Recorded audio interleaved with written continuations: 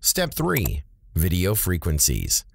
This is where RaceSync manages and assigns frequencies to your pilots. Frequency profile. The frequency profiles are preset groups of frequencies. We recommend IMD5C or IMD6C for US-based chapters. Please be aware of your country's laws and what frequencies are legal for you to use. You can also define your own set of frequencies by checking the boxes next to the frequencies you want to enable or disable. How should pilots be shuffled each round? This option has 3 values. Shuffle pilots, no frequency change. Pilots will be shuffled each heat and their frequencies will not be changed.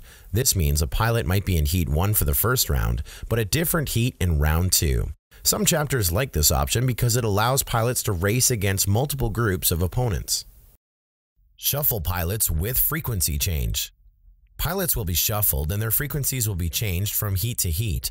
This means that both the heat and frequency will change for the pilot from round to round. We do not recommend this option.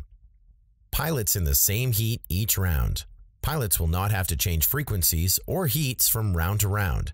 We recommend this option because your pilots will not have to change frequencies and will know that they are in the same heat each round.